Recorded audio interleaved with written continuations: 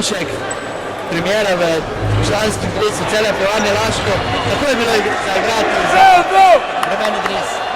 Ja, občutki so fenomenalni. To je čast, ker sem tu domači igralec. Je to bila zmeri velika želja, da bi igral za člansko ekipo, da se mi je to izpolnilo. Občutki so fenomenalni, kaj ne rečem. To je to. Še pretekli teden si branil barve Krškega, katerega si danes visoko premagali. Kako si videl današnjo tekmo?